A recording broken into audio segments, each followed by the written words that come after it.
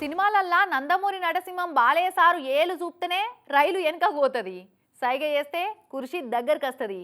సూటి వెట్టి కాలుస్తే విమానం టైర్లు వేల్తాయి. ఇట్లా బాలయ్య సార్ సినిమాలో వేసే స్టంట్లకు నిపుణుల మధ్య చేసిన స్టంట్లు ఇవి. ఎవ్వరు ఇంటి వద్ద ఒంటరిగా ప్రయత్నించరాదు అని డిస్క్లైమర్లు కూడా వేస్తుంటారు. తెలుసు కదా, బాలయ్య సార్కు ఎదురుగా ఎవరు పోయినా వాళ్ళకు నెక్స్ట్ బర్త్డే ఉండదు, దబిడి దిబిడే ఉంటుందని. ఇక అసోంటి నరసింహం డుగుడుగు బుల్లెట్ బండి వేసుకొని తొవ్వెంటి గర్జించుకుంటూ పోతుంటే ఎట్లుంటుందో వాళ్ళ ఏ జరుగురి నటసింహం నందమూరి బాలయ్య సార్ బుల్లెట్ బండి ఇప్పుడు రోడ్డు మీద రయ్యమని రాకెట్ లెక్కనే దూసుకోబోతున్నది. తొవ్వ సాఫ్ చేయరు జల్దీ.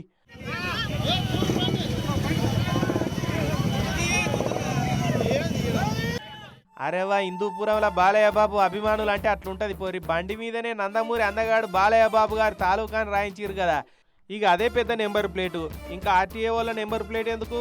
బాలయ్య నడిపిస్తున్నాడంటే బండి జన్మ ధన్యమైనట్టే పోరి. అరే జరుగురి, సార్కు జర దూరం ఉండురి. అసలే చేతిలో హెల్మెట్ ఉన్నది, ఏమైనా జరగవచ్చు. మీదనైతే వడకూరి. ఏమంటున్నావు? సారు హెల్మెట్ పెట్టుకోరిగా. బండి సురువు చేసి అట్లా రౌండ్ కొట్టేస్తే అయిపోతుంది.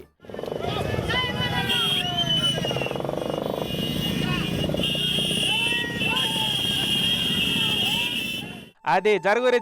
నటసింహం బ్రేకులు లేని బుల్లెట్ రైలు లెక్క దూసుకపోతున్నది. పక్కకు జరుగురి, లేదంటే అటెంక జరిగే పరిణామాలకు ఎవ్వరిది బాధ్యత ఉండదు. ముందుగాలే చెప్తున్నాం మరి.